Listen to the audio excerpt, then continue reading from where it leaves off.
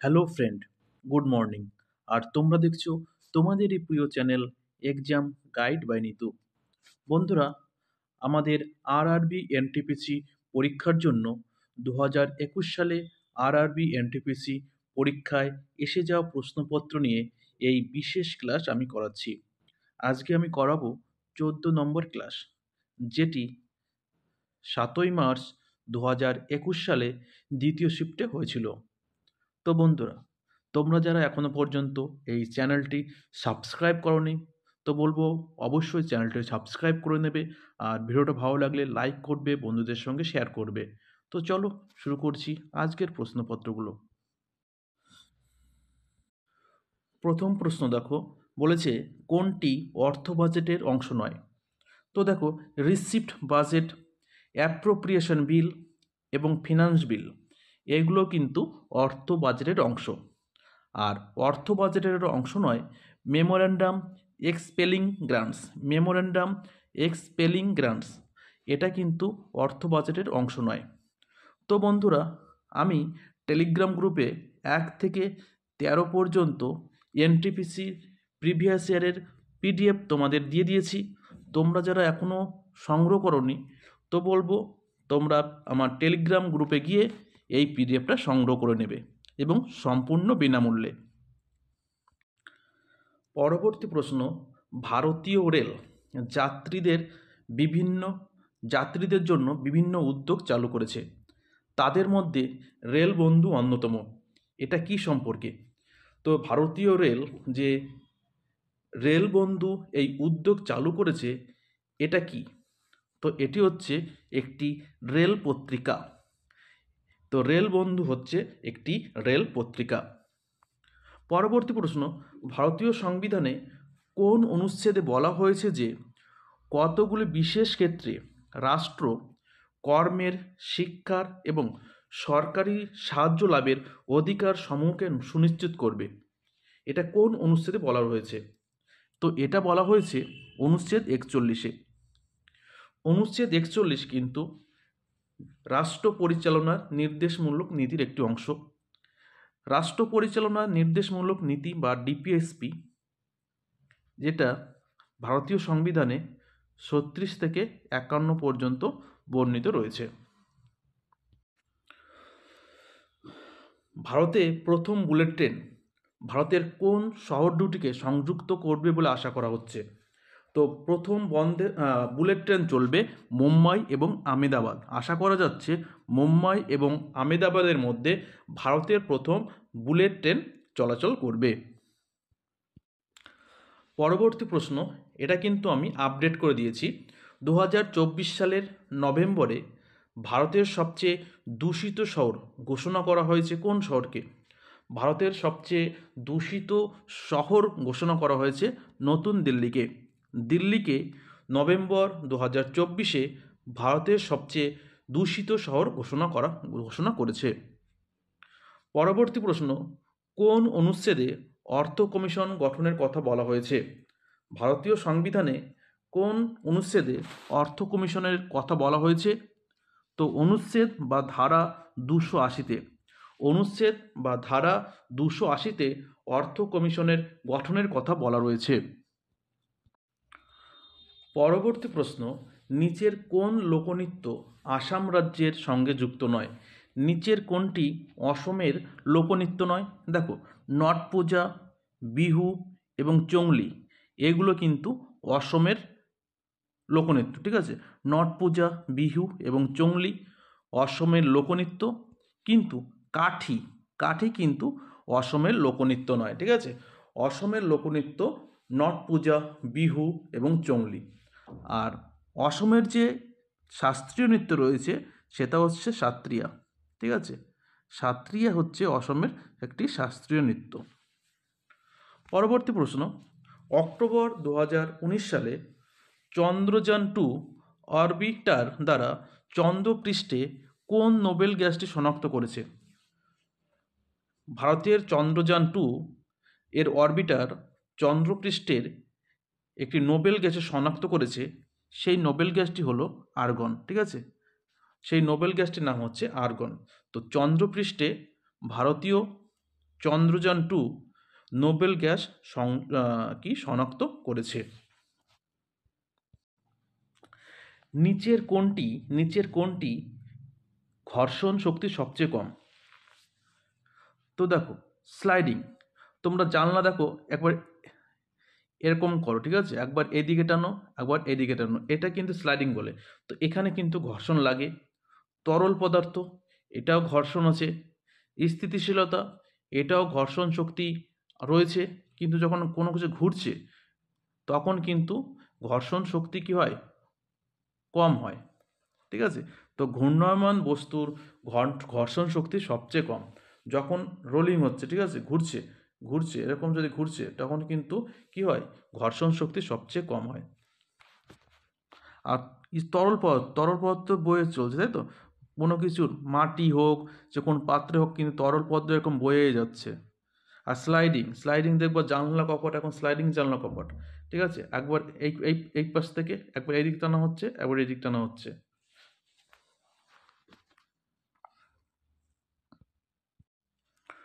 পরবর্তী প্রশ্ন, কৈগা পারমাণবিক বিদ্যুৎ কেন্দ্র ভারতের কোন রাজ্যে অবস্থিত? কৈগা পারমাণবিক বিদ্যুৎ কেন্দ্র ভারতের কর্ণাটক রাজ্যে অবস্থিত। ভারতের কর্ণাটক রাজ্যে অবস্থিত কৈগা পারমাণবিক বিদ্যুৎ কেন্দ্র। কে বলেছেন রাজনৈতিক স্বাধীনতা একটি জাতির প্রাণের শ্বাস? কোন ব্যক্তি বলেছেন রাজনৈতিক স্বাধীনতা একটি জাতির প্রাণের শ্বাস? তো সঠিক উত্তর হবে অরবিন্দ ঘোষ। অরবিন্দ ঘোষ এই উক্তিটি করেছে, রাজনৈতিক স্বাধীনতা একটি জাতির প্রাণের শ্বাস। তো দেখো, প্রিভিয়াস ইয়ারের কোশ্চেন তোমাদের করতেই হবে, কারণ প্রিভিয়াস ইয়ারের কোশ্চেন না করলে তোমাদের পরীক্ষার সম্পর্কে কিন্তু কোনো না ধারণা আসবে না, ঠিক আছে। প্রিভিয়াস ইয়ারের কোশ্চেন তোমাদের করলে তোমাদের কী ধরনের প্রশ্ন হতে পারে সেই ধরনের এবং তার সম্বন্ধে একটি কিন্তু তোমাদের মধ্যে একটা ধারণা জন্মায়। তো অবশ্যই পরীক্ষায় ভালো ফল করতে গেলে তোমাদের কিন্তু এই প্রিভিয়াস ইয়ারের কোশ্চেন দেখে যেতে হবে। চলো নেক্সট প্রশ্ন। জি এর মান সর্বাধিক কোথায়? তো জি এর মান সর্বাধিক হয় মেরুতে, ঠিক আছে। জি এর মান সর্বাধিক হয় কোথায়? মেরুতে। পরবর্তী প্রশ্ন, দেবদাস একটি বিখ্যাত উপন্যাস, যা লিখেছিলেন কে? দেবদাস উপন্যাসটি কে লিখেছেন? তো সঠিক উত্তর হবে শরৎচন্দ্র চট্টোপাধ্যায়। শরৎচন্দ্র চট্টোপাধ্যায় এই দেবদাস উপন্যাস লিখেছিলেন। 2012 গ্রীষ্মকালীন অলিম্পিক কোন শহরে অনুষ্ঠিত হয়েছিল? তো 2012 গ্রীষ্মকালীন অলিম্পিক অনুষ্ঠিত হয়েছিল লন্ডনে।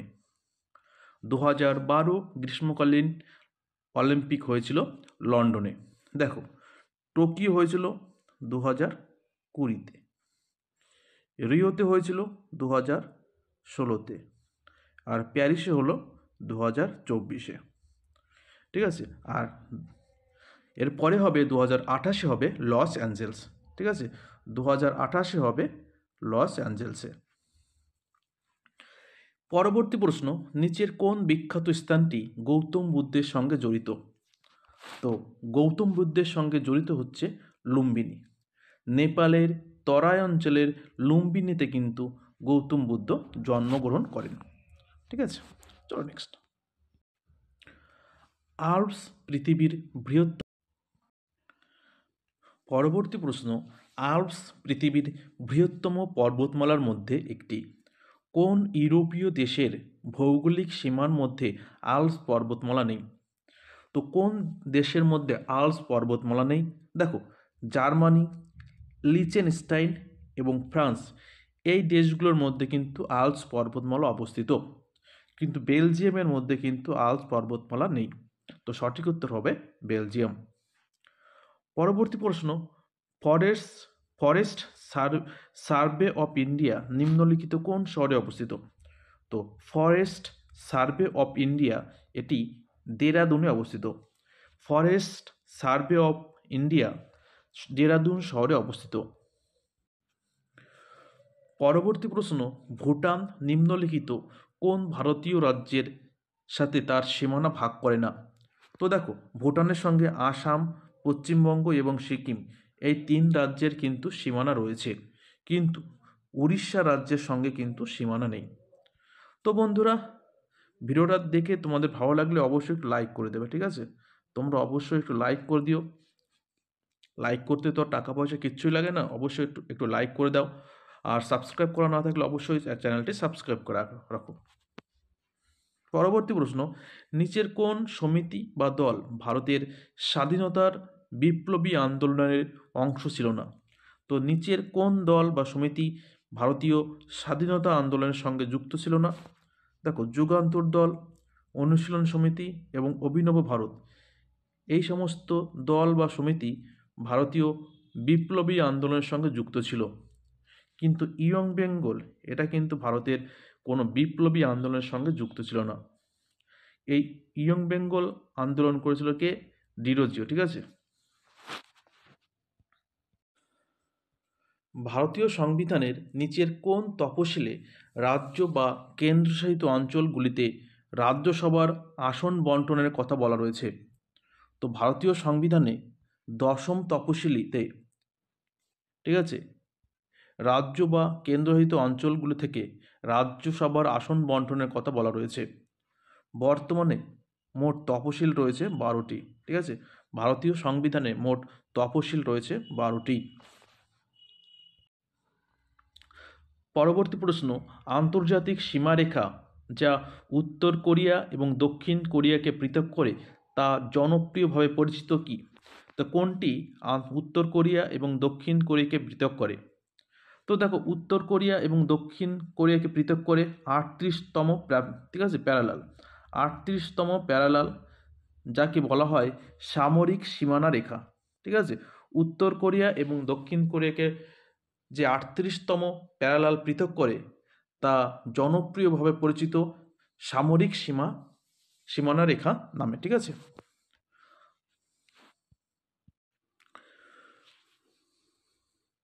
কম্পিউটিং এর পরিপ্রেক্ষিতে ওডিবিএস সম্পূর্ণ নাম কি? কম্পিউটিংয়ের ক্ষেত্রে ওডিবিএস এর সম্পূর্ণ নাম open database connectivity. Open database connectivity, এটা হচ্ছে ওডিবিএস এর সম্পূর্ণ নাম। পরবর্তী প্রশ্ন, লর্ড ক্যানিংয়ের মেয়াদে 1856 সালে কোন সংস্কার বা আইন পাশ হয়েছিল? তো 1856 সালে পাশ হয়েছিল বিধবা পুনর্বিবাহ আইন, ঠিক আছে? বিধবা পুনর্বিবাহ আইন, যেটি 1856 সালে লর্ড ক্যানিংয়ের আমলে পাশ হয়েছিল। আর বিধবা বিবাহ এই আন্দোলন করেছিলেন ঈশ্বরচন্দ্র বিদ্যাসাগর, ঠিক আছে? বিধবাদের পুনর্বিবাহ এই নিয়ে আন্দোলন করেছিলেন ঈশ্বরচন্দ্র বিদ্যাসাগর। পরবর্তী প্রশ্ন, নিচের মধ্যে কে 2020 সালে ধ্যানচাঁদ পুরস্কার ভূষিত হয়েছিলেন? তো 2020 সালে ধ্যানচাঁদ পুরস্কার পেয়েছিলেন নন্দন বল। পরবর্তী প্রশ্ন, ইউরোপের অভিন্ন মুদ্রা ইউরো কবে থেকে গৃহীত হয়েছিল? ইউরোপের অভিন্ন মুদ্রা ইউরো গৃহীত হয়েছিল জানুয়ারি 1999 থেকে। জানুয়ারি 1999 থেকে ইউরোপের অভিন্ন মুদ্রা ইউরো গৃহীত হয়েছিল। পরবর্তী প্রশ্ন, নরওয়ের সংসদকে কি বলা হয়? নরওয়ের সংসদকে বলা হয় স্টর্টিং, ঠিক আছে? স্টর্টিং বলা হয় নরওয়ের সংসদকে। পরবর্তী প্রশ্ন, হলদিঘাটের যুদ্ধ কোন সালে হয়েছিল? তো হলদিঘাটের যুদ্ধ হয়েছিল 1576 সালে। 1576 সালে হলদিঘাটের যুদ্ধ হয়েছিল। তো তোমাদের হোমওয়ার্ক থাকবে, ঠিক আছে, হলদিঘাটের যুদ্ধ কাদের মধ্যে হয়েছিল? হোমওয়ার্ক থাকলে হলদিঘাটের যুদ্ধ কাদের মধ্যে হয়েছিল অবশ্যই আমাকে কমেন্ট করে জানাবে। পরবর্তী প্রশ্ন, তিরুমালা রায় প্রাচীন ভারতে নিম্নলিখিত কোন রাজবংশের প্রতিষ্ঠাতা ছিলেন? তো তিরুমালা রায় তিনি প্রাচীন রাজবংশ আরবিডু বংশের প্রতিষ্ঠাতা ছিলেন। আরবিডু বংশের প্রতিষ্ঠাতা ছিলেন এই তিরুমালা রায়। আরবিডু এটা বিজয়নগর সাম্রাজ্যের অংশ ছিল, ঠিক আছে? বিজয়নগর সাম্রাজ্যের অন্তর্ভুক্ত ছিল এই আরবিডু রাজবংশ। পরবর্তী প্রশ্ন, নিচের কোনটি ভারতের বৃহত্তম কৃত্রিম স্বাদুজলের হ্রদ? তো ভারতের বৃহত্তম কৃত্রিম স্বাদুজলের হ্রদ হলো শিবাজি সাগর হ্রদ। ঠিক আছে, শিবাজি সাগর হ্রদ ভারতের বৃহত্তম কৃত্রিম স্বাদুজলের হ্রদ। পরম শিবায় দেশীয়ভাবে একত্রিত প্রথম কম্পিউটার। পরম শিবায় দেশীয়ভাবে একত্রিত প্রথম কম্পিউটার এটি ড্যাশে স্থাপন করা হয়েছিল। তো এই পরম শিবায় সুপার কম্পিউটার স্থাপিত করা হয়েছিল আইআইটি BHU। ঠিক আছে, আইআইটি ভুতে কিন্তু এই দেশীয় কম্পিউটার পরম শিবায় স্থাপিত করা হয়েছিল আইআইটি ভুতে। পরবর্তী প্রশ্ন, নিচের কোনটি উদ্ভিদ হরমোন নয়?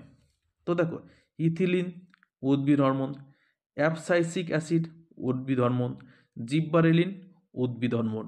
ঠিক আছে, তো প্রোল্যাকটিন কিন্তু উদ্ভিদ হরমোন নয়। ঠিক আছে, তো সঠিক উত্তর হবে প্রোল্যাকটিন।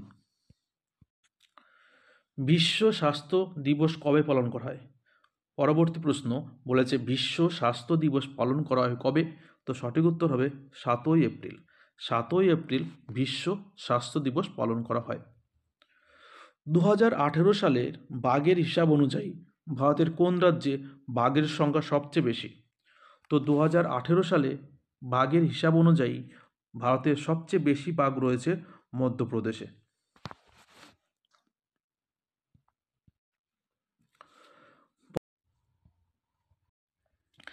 নিচের কোনটি অ্যান্ড্রয়েডের সংস্করণ নয়?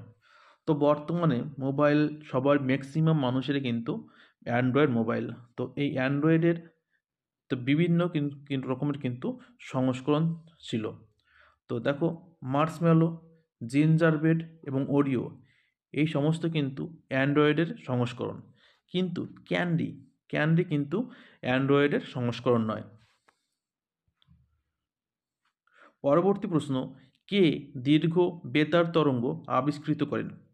তো দীর্ঘ বেতার তরঙ্গ আবিষ্কার করেন গুগলিয়েলোমো মার্কানি। ঠিক আছে, গুগলিয়েলোমো মার্কানি কিন্তু এই দীর্ঘতম বেতার তরঙ্গ আবিষ্কার করেন। বৈদ্যুতিক শক্তি থেকে যান্ত্রিক শক্তিতে রূপান্তর করতে কোন যন্ত্রপাতি ব্যবহার করা হয়? নিচের কোনটি ব্যবহার করা হবে যখন বৈদ্যুতিক শক্তি থেকে যান্ত্রিক শক্তিতে রূপান্তর করা হবে? তো সঠিক উত্তর হবে বৈদ্যুতিক মোটর। বৈদ্যুতিক মোটর যেটা বৈদ্যুতিক শক্তি থেকে যান্ত্রিক শক্তিতে রূপান্তর করতে ব্যবহার করা হবে। নাসা 2020 সালের জুন মাসে মঙ্গল গ্রহে একটি মিশন চালু করেছে। এই মিশনের সময়কাল কত বছর? তো এই মিশনের সময়কাল কমপক্ষে 1 মঙ্গল বছর। ঠিক আছে, 1 মঙ্গল বছর হচ্ছে নাসার মঙ্গলযান মিশনের সময়কাল। তো বন্ধুরা, ভিডিওটা এই পর্যন্তই। ভিডিওটা ভালো লাগলে লাইক করবে, বন্ধুদের সঙ্গে শেয়ার করবে। আবার আগামীকাল দেখা হচ্ছে। ধন্যবাদ।